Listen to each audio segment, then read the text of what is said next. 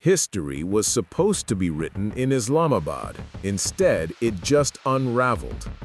After days of high-stakes diplomacy, the much-anticipated USA-Iran peace talks have collapsed without a deal. What was meant to reset one of the world's most dangerous rivalries has now raised a far more urgent question. Are we heading back toward conflict? Behind closed doors in Islamabad, senior officials from both sides engaged in the most direct and serious negotiations in decades. The U.S. delegation included high-level diplomatic and security representatives tasked with exploring a framework for de-escalation, while Iran sent seasoned negotiators closely tied to its foreign policy and nuclear strategy apparatus. The agenda was ambitious: limiting Iran's nuclear program, easing economic sanctions, addressing regional proxy conflicts, establishing a path toward a longer-term security framework. For a brief moment, there were signs of cautious progress. Both sides reportedly agreed on the urgency of avoiding escalation and maintaining the fragile ceasefire currently in place. But beneath that surface, deep divisions remained unresolved and ultimately proved insurmountable. The collapse of the talks can be traced to four critical issues. 1. Nuclear enrichment. The United States pushed for strict limits on Iran's uranium enrichment levels and more intrusive monitoring mechanisms. Iran, however, insisted on its right to pursue nuclear technology for civilian purposes and resisted any terms it viewed as undermining its sovereignty. 2. Sanctions relief. Iran demanded immediate and verifiable lifting of economic sanctions as a precondition for any meaningful concessions. The U.S. position was more gradual, tying sanctions relief to compliance benchmarks. This sequencing disagreement created a deadlock. 3. Lebanon and regional influence. Washington raised concerns over Iran's support for armed groups in Lebanon and across the region. Tehran rejected these demands outright, framing its regional alliances as non-negotiable elements of its national security strategy. 4. Security guarantees. Perhaps the most difficult issue. Iran sought firm guarantees that any agreement would not be abandoned by future U.S. administrations. The U.S., constrained by its political system, could not offer binding long-term assurances, reinforcing Iranian skepticism. These four fault lines proved too deep to bridge and ultimately led to the breakdown.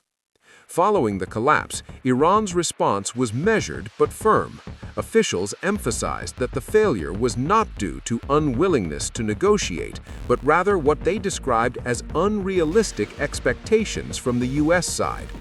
Iran signaled that it remains open to future talks, but only under conditions that respect its red lines, particularly on sovereignty, sanctions, and regional policy. At the same time, there are indications that Tehran may accelerate certain elements of its nuclear program, increasing leverage ahead of any future negotiations. The immediate concern now is the fate of the 2-week ceasefire that had been holding during the negotiations. As of now, the ceasefire appears to be intact, but increasingly fragile. Without a broader agreement to reinforce it, the risk of miscalculation rises significantly. Any small incident, whether in regional waters, proxy theaters, or airspace, could quickly escalate. The ceasefire is no longer backed by diplomatic momentum. It is now sustained by caution alone, and that is a far less stable foundation. Attention is rapidly shifting back to one of the world's most sensitive choke points, the Strait of Hormuz. Roughly a fifth of global oil supply passes through this narrow corridor. During past tensions, Iran has signaled its ability to disrupt shipping in the area, a move that would have immediate global consequences. With talks now collapsed, the implicit restraint around Hormuz may weaken. While there is no confirmed escalation at this stage, the risk environment has clearly intensified. Scenario 1. A return to negotiations. Despite the setback, diplomacy is not dead. Back-channel talks or third-party mediation could revive discussions. However, any future deal would require significant compromises that neither side has yet been willing to make. Scenario 2. Extended ceasefire without a deal. Both sides may choose to maintain the ceasefire informally, avoiding escalation while postponing major decisions. This scenario preserves short-term stability but leaves core issues unresolved, effectively freezing the conflict rather than solving it. Scenario 3. Escalation and return to conflict. The most concerning outcome: the breakdown of the ceasefire leading to renewed confrontation. This could take multiple forms, from proxy conflicts to direct military incidents with unpredictable consequences. Markets are already reacting to the uncertainty. Any instability involving Iran, particularly near the Strait of Hormuz, directly affects global oil supply expectations. Even without actual disruption, the perception of risk can drive prices upward. Higher oil prices would ripple across the global economy. Increased fuel and transportation costs, rising inflationary pressure, slower economic growth in energy-importing countries. In short, what happens in this geopolitical standoff does not stay regional. It has global economic consequences. The Islamabad talks were supposed to open a new chapter. Instead, they've exposed just how deep the divide still runs.